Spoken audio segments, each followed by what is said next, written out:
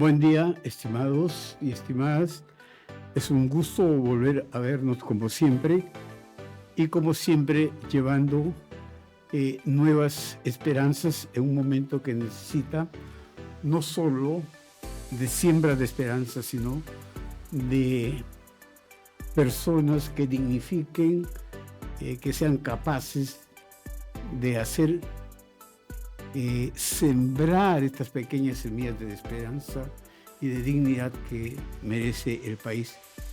Y el proceso electoral creo que tiene que ver mucho con el arte de sembrar esperanza y confianza, ¿no? Hoy tenemos, ¿no?, una invitada especial, candidata a senadora nacional. Ella es docente de profesión, ¿no?, y de convicción. Se trata de Patricia Correa. Lleva el número 2. El nombre de la organización prefiero que lo diga ella con sus propias palabras, como que también se presenta ante nosotros y que de seguro vamos a tener una buena conversación en este programa de Cultura Política. Muchas gracias, Luis. Muy contenta y además entusiasmada con este diálogo en un programa que hace pedagogía política. Asociar la cultura con la política hoy lamentablemente no es algo común. Y yo felicito estar en un programa con tu conducción además que pueda devolverle eso al país, ¿no? Que la política de verdad sea la base de nuestra cultura también, esa política en serio. Así que yo represento hoy Ahora Nación, el partido que lidera Alfonso López Chau, y estoy postulando al Senado con el número 2, al Senado Nacional. Y bueno, vengo de recorrer también el norte y hoy en Trujillo feliz, porque aquí también está la familia, están lazos hermosos, así que muy contenta de estar aquí, Luis. ¿Tienes lazos familiares? Tengo a mi hermano acá, tengo a mis sobrinos médicos que trabajan y han hecho su carrera aquí en Trujillo, y desde Trujillo también nosotros nos sentimos orgullosos porque la familia le da también 3 médicos a esta región. Qué bueno, qué bueno. Patricia, ¿cómo va la campaña? Wow, qué pregunta tan... Mira, nadie me pregunta eso y gracias por hacerlo, porque creo que tiene que ver con la profundidad y el sentido de la campaña en un momento, probablemente, los momentos más difíciles de nuestra historia republicana, en el que no estamos empezando como república, ya tenemos 200 años, se supone haber aprendido, ¿no? Hemos debido aprender, pero es una campaña, creo que muy dura, es una campaña que tiene desafíos que están centrados básicamente en ciudadanos que han perdido la esperanza y la confianza en la clase política. Y esa esperanza hay que devolverla con propuestas, hay que devolverla con algo que tú has señalado claramente, ¿no? Dignidad, ética, que debería estar asociado a la política. Y justo, con quienes converso, les digo que lo que tenemos al frente no es la política, no es el ejercicio de la política, es el ejercicio de algunos le llaman politiquería, pero yo creo que los espacios públicos de gobierno han sido tomados por personas que no ven la política como servicio, sino ven la política como un espacio para servirse a sí mismos, ¿no? Y han tomado el Estado, lo han capturado, y hoy las consecuencias es que tenemos una ciudadanía descreída de todo y a la vez una ciudadanía con desesperanza. Así que yo diría que partiendo de eso, la campaña nos está desafiando y nos está enseñando a hacer pedagogía política. Y por esa parte también es esperanzadora a la vez. Sí, justamente a ti pensaba en lo que mencionabas, ¿no? El Perú nació como una república sin ciudadanos, sin ciudadanas, ¿no? A veces la historia no es tan objetiva como quisiéramos. Quienes abogaron por la independencia fueron los NN, los desconocidos, nuestros hermanos indios, que luego fueron desconocidos, bueno, y hasta hoy desconocidos. Y esta república sin ciudadanos, como lo señalan Sinesio López, Gonzalo Portocarrero, que ya no nos acompaña, grandes historiadores nuestros, José María Arguedas, ¿no es cierto?, nuestro maestro de maestros. Esta ciudadanía, porque finalmente el proceso electoral, a mi modo de ver, Pati, me parece que es una búsqueda por reconocernos, por volver a conocernos, por saber de que somos seres humanos con derechos y responsabilidades, que somos una ciudadanía y que merecemos ser una ciudadanía activa y no una ciudadanía pasiva, no solo sujeta de responsabilidades, sino también de derechos, ¿no? ¿Cómo podemos involucrar el proceso electoral en ese contexto? Mira, tú estás planteando temas realmente de fondo, en un momento en el que la gente espera propuestas bien concretas, pero estás planteando problemas de fondo que tienen que ver con propuestas concretas. Y voy a ir al punto inicial que planteas. Nosotros efectivamente nacemos nacemos como república sin que no solo los indígenas, miles de peruanos no son reconocidos, pero miles de mujeres también. Y quiero ponerlo, además, resaltarlo, Luis, porque Perfecto. la república nace sin que las mujeres sean reconocidas como ciudadanas, siendo gestoras, no solo en la independencia, sino previa a la independencia también. Y esto es fundamental porque pareciera que hoy la república ha sido construida por varones. Y un punto central tiene que ver con esto que tú señalas. ¿Qué es la ciudadanía? ¿No? Y yo quiero ir también a este punto porque la educación, que es el espacio donde vengo, tiene una deuda pendiente, ¿no? Tiene una deuda pendiente, a pesar que tenemos un currículum amplio, no logramos que la escuela sea ese espacio de formación ciudadana. Y hoy, tanto quienes han, digamos, aportado a la gesta republicana, nuevamente, tiene voces que no han sido escuchadas, voces que han sido calladas y la historia, como tú dices, no ha sido objetiva. En este momento, yo creo que necesitamos recuperar todo eso. Hay una deuda pendiente, Alfonso López Chau, que plantea además ahora Nación, este sentido profundo de la construcción de una nación. Somos una nación que no ha terminado de hacerse, de construirse. Y eso se expresa ¿en qué? En que hoy yo pueda estar aquí en Trujillo y probablemente mañana en Lima, y Lima, como muchos lo han señalado, no reconozcan que o Ayacucho, Puno, también es el Perú. Que los ciudadanos de Ayacucho, de Puno, del sur, fácilmente puedan ser terruqueados. Cuando te terruquean no te reconocen tu capacidad de ciudadanía y por lo tanto una capacidad central de la ciudadanía que es tu derecho a opinar, a protestar, a decir que algo no está bien. Hoy, en pleno siglo XXI, hemos retrocedido, ¿no?, a un punto inicial en el que, de otra manera, de una manera distinta, es una población que no sigue siendo reconocida como ciudadanos. Por tu origen étnico, por el lugar donde naciste, y quiero poner un ejemplo bien concreto que es una de nuestras banderas. Hoy, en el Perú, nosotros tenemos un 43% de nuestra primera infancia. Nuestros niños tienen anemia.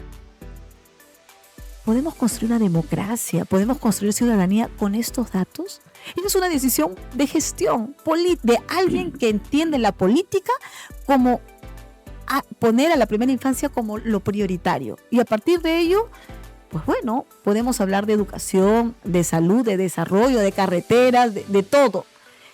Pero si normalizamos esta situación, o que normalicemos que cada 42 minutos una mujer es violada sexualmente y el 93% de ellas son niñas, entonces esa república lamentablemente no existe, esa nación no existe, y es lo que nosotros venimos a poner en la agenda.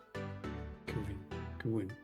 Y me pareció muy importante para ti que pusieras el tema de la mujer, ¿no? Ella ha participado a lo largo de toda la historia de una manera impresionante. Admiro mucho el trabajo de aquellas mujeres que participaron activamente en todos los procesos históricos de esta construcción a medias, ¿no? de país, de nación, como bien señalado. Creo que el hecho de que la mujer sea parte activa y desgraciadamente no reconocida desde el Estado hasta incluso, ¿no? En las líneas mucho más cotidianas de la vida. Hay una primera tarea ahí que cumplir, ¿no? Devolverle a la mujer el espacio que se lo merece, ¿no? La condición de ciudadana, Luis, la condición de ciudadana. Si no es ciudadana, es decir, si no se le respeta sus derechos, si no se le reconoce sus deberes, pero en base a los derechos, entonces ¿de qué ciudadanía estamos hablando? Sería una ciudadanía incompleta, ¿no crees? Así es una ciudadanía incompleta, trunca, que se expresa en una nación también que no ha terminado de construirse y de forjarse. Y mira, antes de nuestro nacimiento como república, porque la gesta, digamos, para ser república tiene luchas también de mujeres y varones, ¿no? Se reconoce a Túpac Amaru, pero no se reconoce a Micaela Bastidas, a Tomás Atinto Condemaita, que han sido las estrategas, han dirigido ejércitos y está olvidado en la historia, ¿no? No quiero desmerecer a Túpac Amaru, por supuesto. Lo que digo es que no se le da eso que tú señalas, esa condición de líder, de lideresa de una gesta que luego tiene ya en la etapa republicana miles de mujeres también, que nunca se subieron, si te das cuenta, en el podio cuando se proclama la independencia, una mujer, ¿no?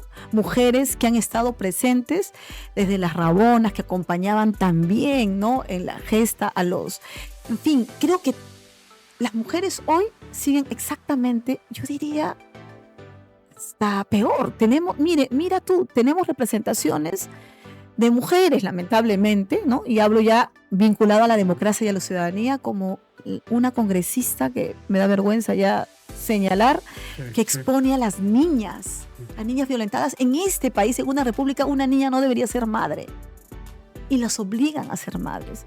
Pero madres porque son violadas. Porque lo que no se dice es que una menor de edad, cuando tiene relaciones, y obviamente hay un tema de violación, cuando hay un tema de ejercicio de poder por un entorno que lamentablemente no la cuida. Entonces, esos son los temas que tenemos que discutir y no efectivamente justificando, como ves tú ahora, y no tiene nada que ver con la política y nada que ver con la ciudadanía, justificando a quienes designan a que entren a Palacio de Gobierno a hacer sus fechorías. Eso es lo que tenemos hoy y creo que tenemos que no solo recuperar lo que tuvimos, sino que hay que dar 7 pasos más adelante para hacer una democracia, ejercer ciudadanía. Y es indignante, ¿no? Sucio, aquello que viene ocurriendo y que creo que no solo nos aleja de la condición humana, sino que nos aleja como régimen del respeto que merece todo ser ciudadano. No puedes utilizar el chantaje sexual como una manera de conseguir trabajo, ¿no? Así es. Es un acto vergonzoso, ¿no? Pero justamente creo que ahora Nación tiene propuestas, tiene lideresas. Yo conozco mucho por lecturas sobre tu trayectoria, Pati, ¿no? Y realmente es digna de admirar, ¿no? Ahora, ¿tú te acuerdas de Jorge Bruce, no? Él dice que hay 3 males: la discriminación, el machismo y el racismo, ¿no? Que aún, como bien has señalado, persisten, ¿no? Pero quisiera allí un poco adentrarme ya en el tema, ¿no? Eje que nos convoca.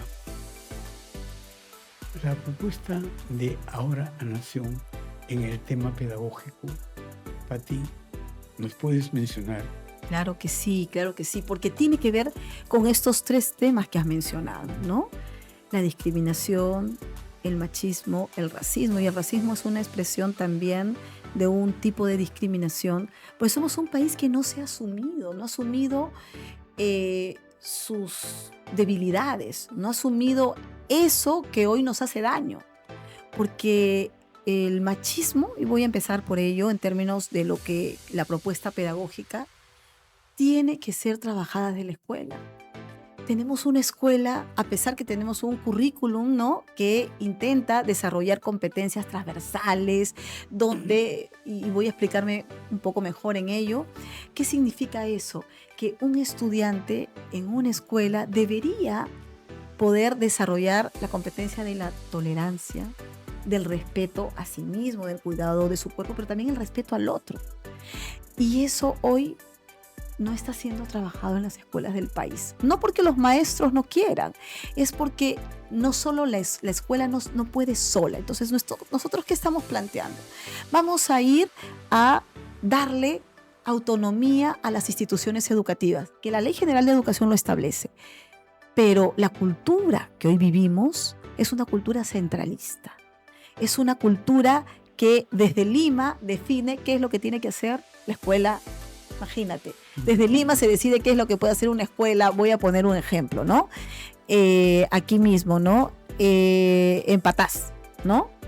Y en Patás, y lo quiero decir además porque hay un tema crítico, ¿no? Sí. ¿Tú crees que en Patás podamos tener nosotros escuelas hoy que estén desarrollando a los chicos sus competencias, que estén... No, porque es una escuela que está en un entorno que no favorece, ¿no? Siempre digo, un estudiante de la secundaria sale de la escuela muchas veces porque diariamente gana 200 soles en la minería ilegal y no va a la escuela secundaria un día. Entonces la escuela compite con eso. Es una escuela que no está atrayendo porque no está yendo a lo profundo. Y allí pedagógicamente nosotros estamos planteando, además de devolver la autonomía, la escuela tiene que vincularse al desarrollo del territorio. Tiene que resolver problemas reales. Yo creo en general, Luis, que tenemos bajas expectativas sobre nuestros estudiantes. Los subestimamos. Cuando tú abres la escuela, los maestros, siempre les digo, mis colegas, no tengamos miedo a que nuestros estudiantes nos pregunten, que cuestionen nuestras ideas, porque eso es pensamiento crítico. Y hoy eso es lo que tenemos que desarrollar, una propuesta en la que podamos desarrollar y tenemos que invertir. Esto va a requerir de una inversión importante en ciencia, tecnología, en arte, en deporte, que son las llaves que pueden cerrar las brechas hoy que llevan a muchos jóvenes a la delincuencia. Tú sabes que cuando se ha hecho un estudio sobre los jóvenes que han delinquido, mira, el 89% no ha terminado la educación secundaria. ¿Eso qué quiere decir? Que los hemos expulsado del sistema educativo y los hemos dicho, vayan ustedes a defenderse como puedan. ¿Y quién les abre la puerta? La delincuencia. Entonces, la relación que existe entre delincuencia y el abandono en el sistema es amplio, es alto. Y por eso la propuesta pedagógica tiene que devolverle el sentido de transformación, de que los chicos puedan ser creadores, no consumidores. Y voy también a otro eje importante. Hoy nuestros estudiantes consumen tecnología, no en la escuela, fuera, porque la conectividad tampoco es que hay en todas las escuelas, ¿no? Pero nuevamente, esta propuesta tiene que ir acompañada de un trabajo con los maestros y maestras. Si yo entrego una laptop, si yo entrego una tablet, si yo entrego una herramienta tecnológica, lo tengo que hacer de la mano del maestro y la maestra. Y esto en la secundaria es fundamental. Tenemos que tener laboratorios tecnológicos de creación. Tenemos que tener espacios para el arte. Si la escuela no me da por el espacio local lo tiene que dar. Porque no es que haya un currículum cuando el niño solamente está en la escuela. El currículum lo desarrollamos también en el espacio local. Y por eso los alcaldes, las autoridades locales tienen responsabilidad en la propuesta pedagógica. No solo es la escuela. Y termino con un ejemplo que tiene que ver. Hoy, la mayor cantidad de nuestros estudiantes no logra comprender en la primaria, ¿no?, lo que lee. y no logra resolver operaciones matemáticas, ¿no? Nos conformamos con que subamos un punto un año, 2 puntos, y ese es un análisis de expertos, pero no es lo que le duele a la gente. Lo que los padres y madres de familia hoy están sintiendo es que la escuela no está sirviendo para que sus hijos tengan un futuro. ¿Y qué necesitamos allí hacer? En la educación primaria, en la básica, necesitamos también desarrollar estrategias de cultura, deporte, arte, ciencia y tecnología en el entorno, que les va a permitir a nuestros estudiantes transitar hacia una educación superior, que hoy también está en crisis, porque hoy también la educación superior, lamentablemente, sobre todo la universitaria, es vista como un negocio y no como una educación que les abra las puertas para un desarrollo y un empleo digno, para que nuestros estudiantes puedan a la vez también crear sus propios negocios, pero sobre todo pueda generar empleo, autoempleo. Eso es lo que hoy lamentablemente la escuela no está haciendo, ni la educación superior. Por eso estamos planteando nosotros una propuesta desde el Parlamento de una nueva ley de educación superior, pero con una inversión fuerte también que tiene que ser impulsada por un ejecutivo comprometido con la educación, vista como un mecanismo de desarrollo y no como un negocio. Y perdona que tuve que responder. No te preocupes. ¿No? Y hay varios temas que sí. Me encantó que abordaras, Pati. El centralismo educativo, por un lado, ¿no? Que es en todo el país, en todos los sectores. Sí. Yo también he estudiado docencia también, ¿no? Y enseñarle a los chicos del Oriente sobre un mar inexistente, ¿no? Alejarlos de la realidad, en otras palabras. Y cosas similares han hecho que perdamos el sentido, la dirección y la perspectiva de lo que es el sistema educativo. Hemos sacado el sistema educativo de lo que se llaman las famosas políticas de Estado. En el Perú no tenemos política de Estado, tenemos política de gobierno, que cambian como en los gobiernos locales cada 5 años. Entonces, creo que es una urgencia plantear, ¿no? Y qué mejor a personas de profundo conocimiento como tú, Pati, plantear el ir esparciendo la idea de que es mejor, ¿no? Entender el destino del país está en generar, sembrar, recrear las políticas de Estado antes que políticas de gobierno que son cambiadas cada 5 años, como lo estamos viendo ahora y viendo las consecuencias que son realmente terribles. Un mata esperanzas, ¿no? Sí. Mira, Luis, estás tocando un tema que me parece central, porque en realidad tenemos políticas de Estado en el papel. En la práctica no, como tú muy bien lo señalas, ¿no? ¿Y qué hace eso? Que cada quien venga y desconozca cualquier tipo de acuerdo. Y voy a reflejar uno, el Proyecto Educativo Nacional al 2021, o el Proyecto Educativo Nacional al 2036, que ahora está vigente. Ningún gobierno, y muy pocos hacen referencia a eso, van y ofrecen lo que ellos consideran, ¿no? ¿Por qué? Porque efectivamente creen que van a inaugurar, van a plantear nuevas, digamos, ideas, y a veces muchas de estas de ocurrencia, de lo que se les ocurre. Pero aquí hay 2 temas puntuales y centrales. Uno primero es que no basta solo con tener políticas de Estado, sino que los gobiernos tienen que referirse también a ellas. ¿Por qué? Porque tienen largo plazo, tienen mirada de largo plazo, tienen una mirada estratégica. Y lo segundo es que las políticas en realidad tienen que ser descentralizadas también. ¿Y eso qué significa?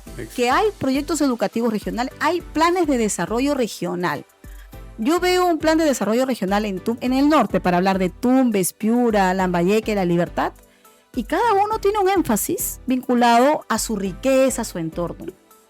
¿Qué sería si realmente aplicáramos nosotros invirtiéramos en nuestros planes de desarrollo concertado, seríamos un país maravilloso, regiones potentes.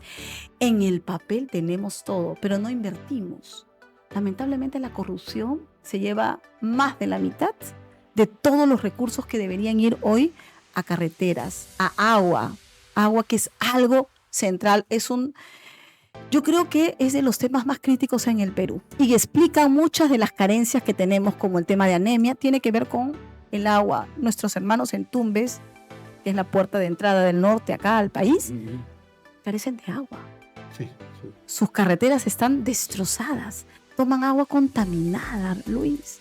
Y eso nos pasa en Juliaca, nos pasa en casi todo el país en territorios segmentados. Entonces, todo esto tiene que ver con desarrollo territorial, con políticas reales, que luego, cuando llegan al gobierno, se olvidan. Y entonces esto no es un trabajo solo de un nivel de gobierno, y ahí quiero ir a la gobernanza.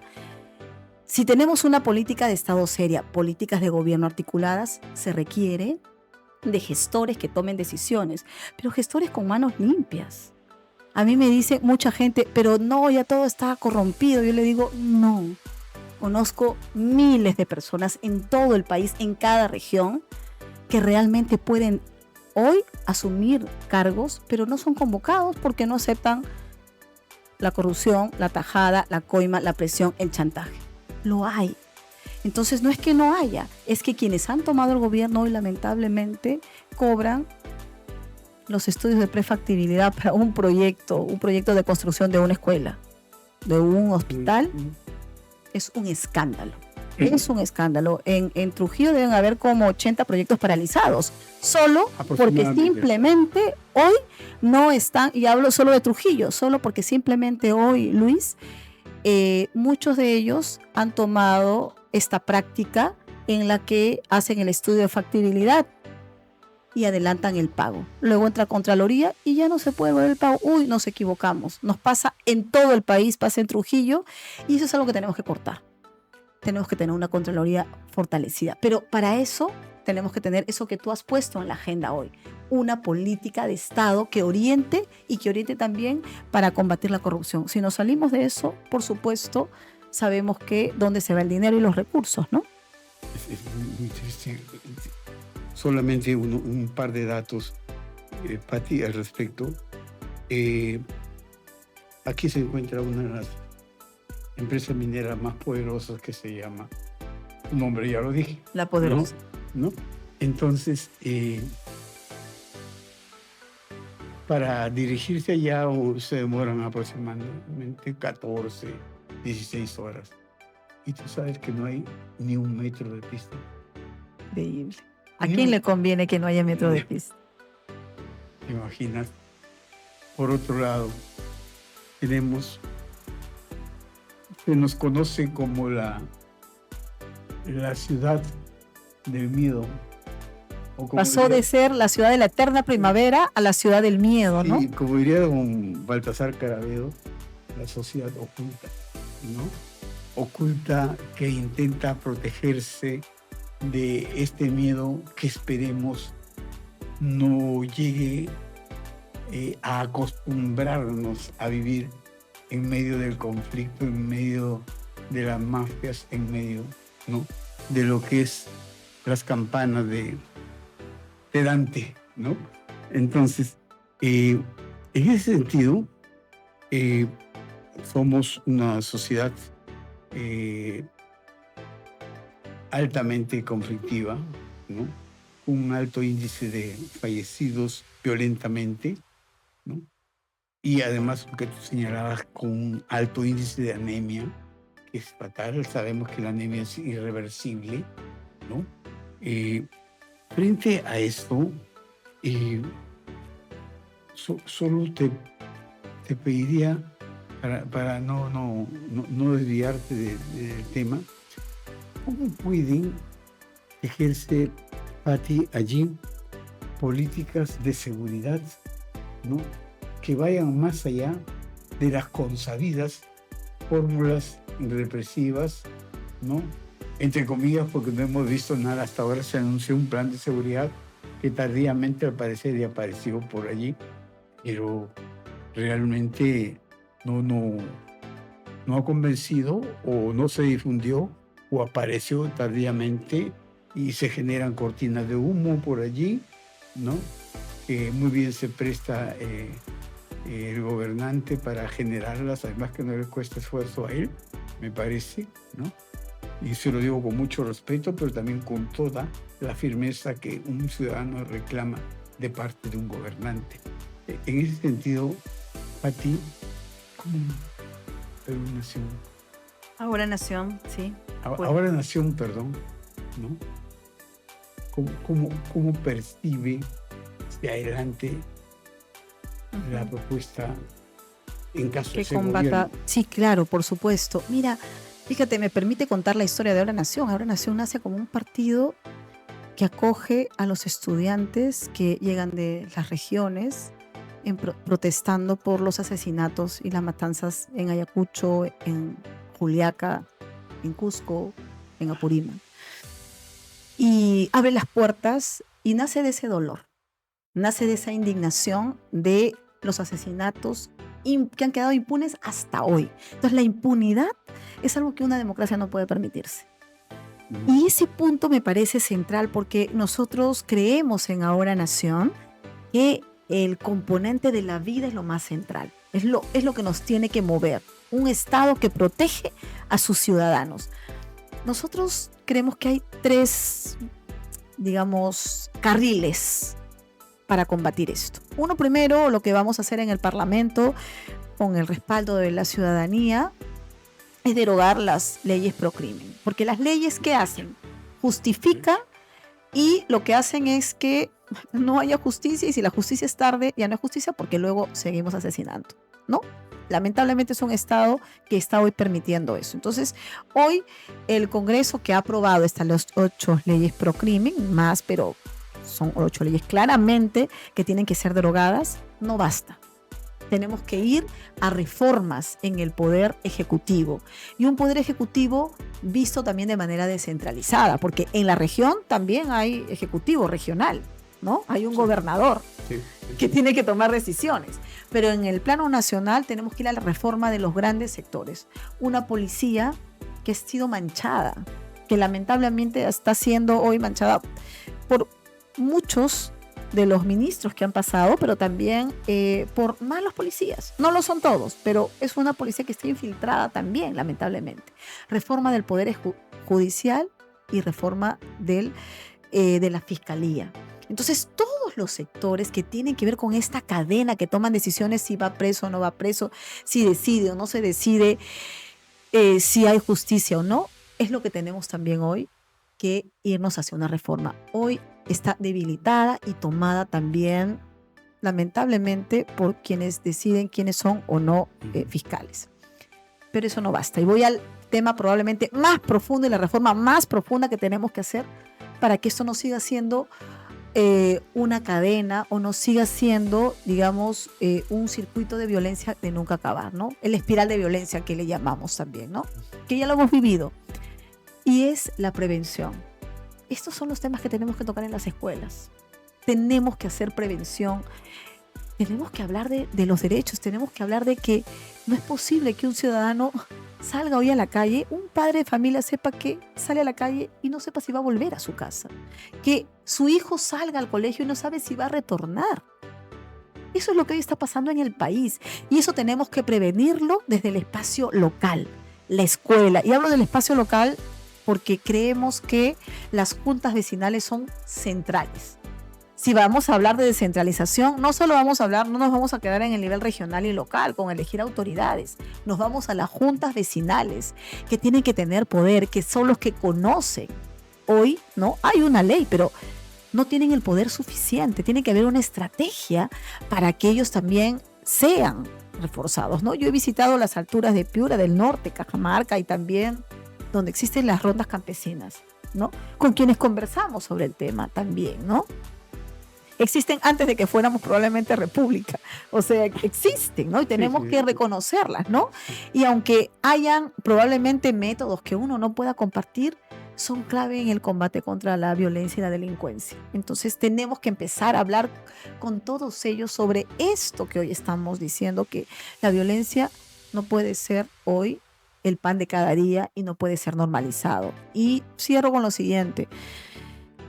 Cuando ocurrieron los asesinatos en el 2002 y en el 2023, en el 2023 y 2022, diciembre, enero, este tema no fue abordado en las escuelas de lo que pasó en el país. Eso quiere decir que estamos normalizando también que cualquier joven pueda ser asesinado por protestar. Voy a volver al punto inicial de la entrevista, por ejercer su ciudadanía. Una protesta pacífica, que es la que necesitamos reconocer. Por supuesto, condenamos las violencias, ¿no? La violencia la condenamos en todas sus formas, pero la protesta pacífica, que fue la que hicieron los jóvenes, fue la que lamentablemente quedó, hay que recuperar en la historia del Perú, porque son los jóvenes que han levantado la bandera de no normalizar eso. Entonces, sí, desde Ahora Nación también queremos hoy en la campaña y hacia adelante plantear el derecho a la vida, el derecho a ejercer la protesta ciudadana como un derecho también que todo ciudadano debe ejercer y puede ejercer cuando lo necesita. Sí, totalmente de acuerdo, totalmente de acuerdo. Justamente eso, Pati, nos lleva a reflexionar, ¿no? Y veo mucho en Ahora Nación este gran reto que tenemos, el de efectivamente renovar el concepto y la práctica de lo que es hacer política en el Perú, ¿no?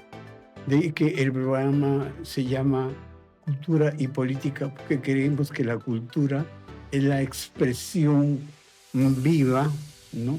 Latente, ancestral, ¿no?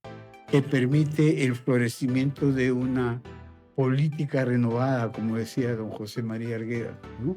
Entonces, en ese sentido, y decía Arguedas que sembrar papas, saber que esas papas van al mercado, es ya ejercer derechos políticos. Así es. Es ya introducirse en el mercado, ¿no? Entonces, mi pregunta es, ¿no? Ahora Nación está pensando la política en renovarla en términos de incorporar a la mujer, en términos de incorporar a los jóvenes, ¿no? A la generación Z, ¿no? Que realmente están haciendo un papel muy interesante en renovar las formas de vivir, en buscar nuevas maneras de vivir con dignidad, en democracia y sobre todo reviviendo la esperanza. Sí, y fíjate que estás planteando algo que creo yo hoy es parte del ADN de Ahora Nación. Ahora Nación tiene en la vicepresidenta del partido de Ahora Nación, tiene 26 años, ¿no? La vicepresidenta. 26 años. Así es. Ella es una egresada, líder, bueno, fue una líder estudiantil, ¿no? En el año 22-23, tercio superior, igual ahora ella está de candidata. Nicole Araujo es candidata con el número 4 por Lima como diputada y ella es expresión de eso, pero lo es también Ruth Buendía. Ruth Buendía, que es una mujer, nuestra segunda vicepresidenta, lo digo con mucho orgullo, la verdad, nuestra vicepresidenta, ella es una líder ayánica protectora del medio ambiente. Ha luchado y su familia fue víctima de Sendero Luminoso. Ella combatió contra el terrorismo de Sendero. Es un partido que se afirma en una defensa democrática de la vida. Y ella va como nuestra segunda vicepresidenta, que representa este desafío intercultural de un país quebrado, de un país que necesita también ese encuentro, esa unidad intergeneracional, porque son los jóvenes, pero no son solo los jóvenes. Son los jóvenes que le inyectan esa esperanza, esa fuerza, ese conocimiento también, ¿no? Y quiero rescatar, porque no todos los jóvenes son como quien hoy ocupa el sillón presidencial. Los jóvenes de Ahora Nación están hoy dando la batalla, construyendo un partido, pero también hoy planteando una propuesta como candidatos. Y tenemos nosotros Alfonso. Alfonso es de una generación con historia política en el país. Tú sabes las conversaciones y las decisiones que se toman con tener a personas de distintas generaciones que recorren el país. Eso es lo que estamos buscando, eso es lo que Ahora Nación le ofrece al Perú.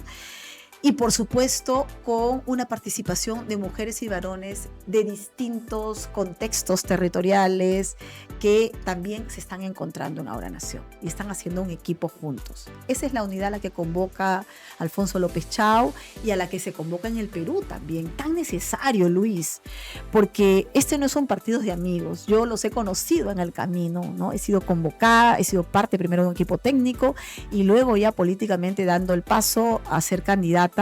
Pero ha sido un encuentro natural de gente que ama el país y cree que esta es la oportunidad para generar ese encuentro y construir la nación. Interesante, ¿no? Lo menos interesante es el tiempo. Así es, pero no va a terminar ahora.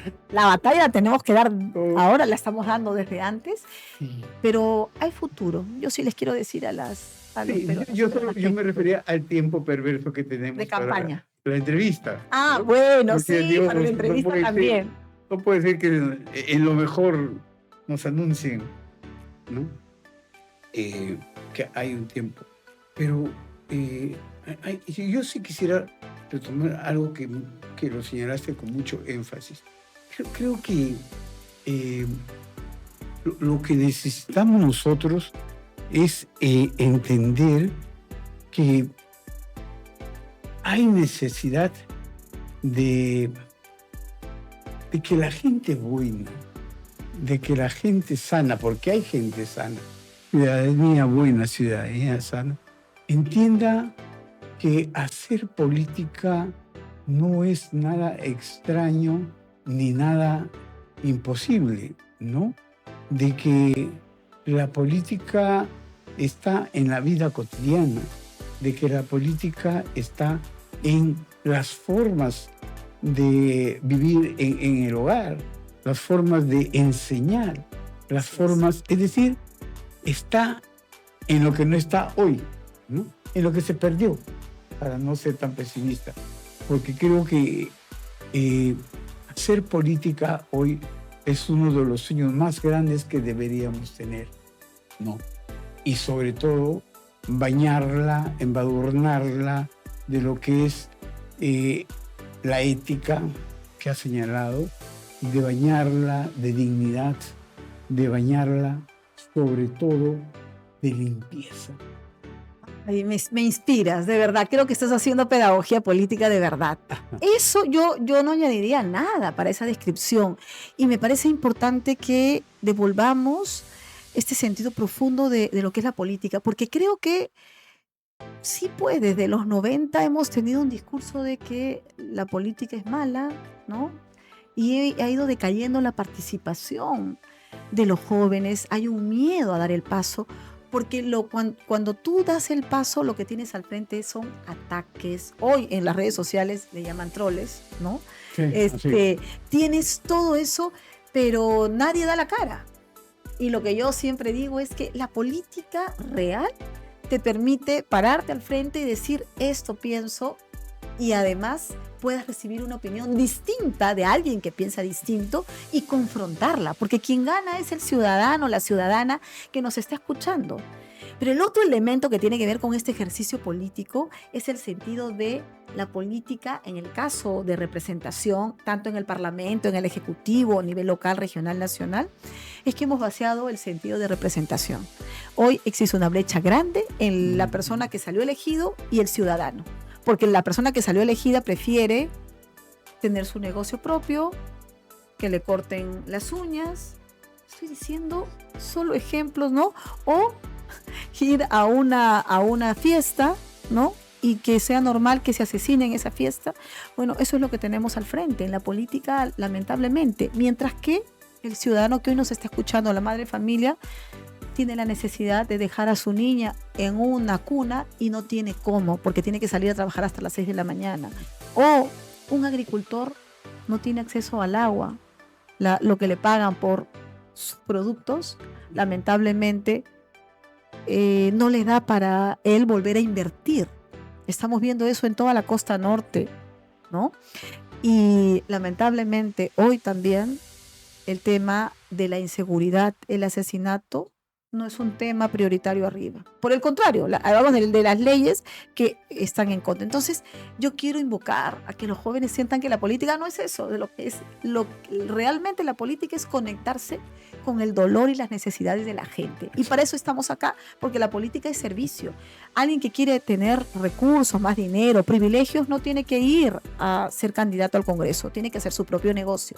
Pero si alguien cree que tiene que ir a ser un representante como lo estamos haciendo en Ahora Nación, es porque además la política no es para conseguir privilegios. Como hoy, el escandaloso más de 1.800 millones que están invertidos en el Congreso de la República, ¿no? Sí, es terrible.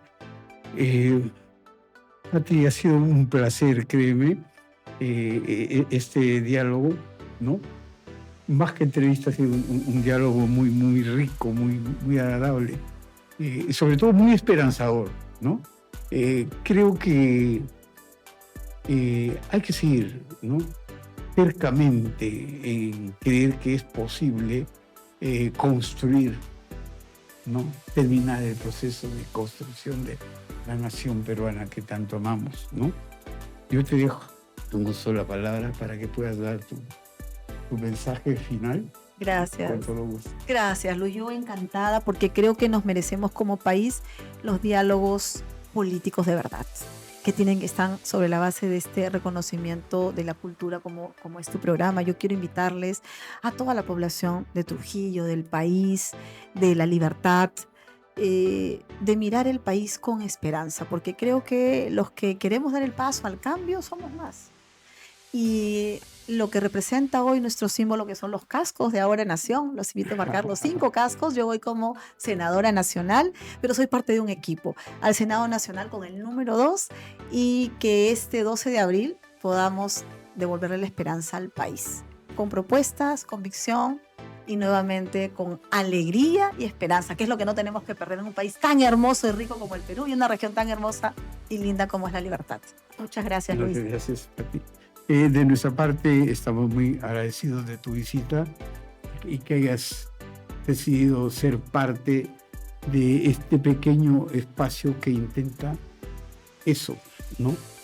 Creer que la democracia sí es posible, creer que podemos rescatar la democracia y sobre todo creer que tenemos todo el derecho, ¿no?, de bañarnos de dignidad, de bañarnos de sonrisas, porque creo que la vida tiene sabor a sonrisas, la vida tiene sabor a lo que es la siembra de esperanzas cada noche, está a punto de tardar, como decía Rosé, ¿no? Ay, me encantan tus referencias. ¿No? Entonces, sí. Muchísimas gracias. Y créeme que para nosotros ha sido un gran placer contar contigo y muchos éxitos en tus proyectos sociales y políticos en este caso. Gracias, Luis. Muy agradecida, pero también muy esperanzada porque creo que haces referencias a algo que tenemos que recuperar en el país y en la educación, que son a quienes han aportado desde las ciencias, las artes, la literatura. Necesitamos recuperar y tenemos buenos referentes de los cuales nos tenemos que sentir orgullosos, y a ti también porque eres un gran comunicador, periodista. Gracias nuevamente. No, por favor. Muy bien. Gracias, Pati.